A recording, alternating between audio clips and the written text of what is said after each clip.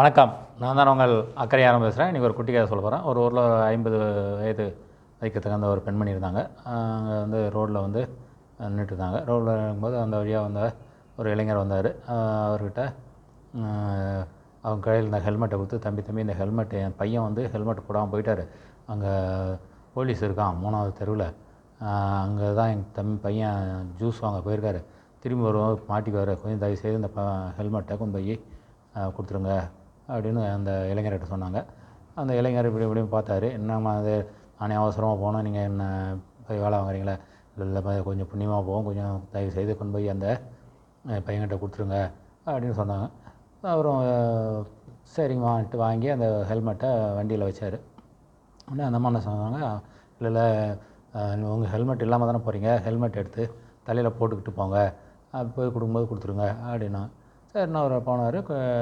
எடுத்துகிட்டு போனார். எடுத்துகிட்டு போயிட்டு அந்த 3வது தெருவில் பார்த்தாரு. அங்கே யாருமே இல்லை, ஜூஸ் கடையும் இல்லை, ஒன்றுமே இல்லை. அப்படியே வண்டி எடுத்து போனார். வண்டி எடுத்து போகும்போது போகிற இடத்துல வழியில் ஒரு கல் வண்டியில் இடிச்ச உடனே அவர் சாஞ்சி கீழே விழுந்துட்டார். விழுந்து தலையில் அடிபட்டுருக்கணும். ஒரு கல்லுக்கு நேராக தலை அடிக்குது. அந்த கல் அடிபடாமல் அந்த ஏற்கனவே தலைக்கவசம் போட்டிருந்தார் இல்லையா, அது அவரை காவல் பண்ணிடுது. ஸோ இன்னும் உடனே அவர் அப்போ தான் அந்த அம்மா நினச்சி பார்த்தார் நன்றியோட. நல்ல வேலை அந்த அம்மா தலையில் மாட்டின்னு சொன்னாங்க, சும்மா சொன்னால் கூட நமக்கு இதாகிடும் அப்படின்னு சொல்லிட்டு அவர் என்ன பண்ணார், நண்பனுக்கு ஃபோன் பண்ணார். இது மாதிரி ஆகிடுச்சு, ஒரு அம்மா எனக்கு இது கொடுத்தாங்க, அவங்க பையனுக்கு ரூ சொல்லி, அதை நான் போட்டிருந்ததுனால எனக்கு ஒன்றும் ஆகலை அப்படின்னு சொல்லிட்டு போனார். ஸோ அடுத்த நாளும் அதே மாதிரி வந்தார். அவர் அந்த தலைக்கவசத்துடைய இதை வந்து அருமையை புரிஞ்சுக்கிட்டாரு.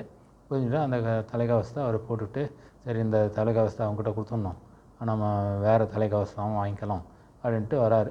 அதனால் இதே மாதிரி அதே இன்னொரு இளைஞர்கிட்ட அந்த அம்மா ஒரு தலைக்கவசத்தை கொடுக்குறாங்க. கொடுத்து இதே டைலாக் சொல்கிறாங்க, என் பையன்கிட்ட உண்மை கொடுத்துருன்ட்டு. உடனே இதை கவனிச்சிட்டே இருந்த அந்த முதல் நாள் வாங்கினார் இல்லையா தலைக்கவசம், அவர் அங்கேருந்து வந்தார். ஏம்மா நீங்கள் எதுக்கு நேற்றுக்கே என்கிட்ட இதுமாதிரி தான் சொன்னீங்க, இன்றைக்கும் அவர்கிட்ட அதே தான் சொல்கிறீங்க, எதுக்குமா இப்படி பண்ணுறீங்க? இந்தாங்க நீங்கள் தலைக்கவசம் உங்களுக்கு இந்தாங்க வச்சிங்க.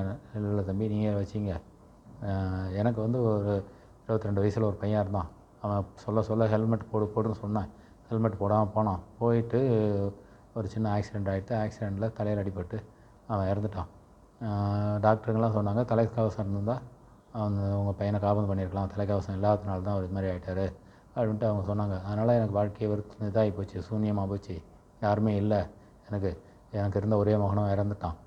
அதனால் என்னால் முடிஞ்ச ஒரு சிறு உதவியாக யாருக்கெல்லாம் தலைக்கவசம் இல்லையோ அவங்களுக்கு என் சொந்த காசில் வாங்கி கொடுக்குறேன். ஏதோ ஒரு என் மகன் தான் இல்லாமல் போயிட்டான், அதே மாதிரி மற்ற தாய்களும் அவங்க மகனை இல்லாமல் போய் வேதனைப்படக்கூடாது இல்லையா, அந்த ஒரு நல்ல எண்ணத்தோடு தான் இந்த தலைக்கவசத்தை எல்லாருக்குமே கொடுக்குறேன் அப்படின்னு அவங்க இதோட சொன்னாங்க.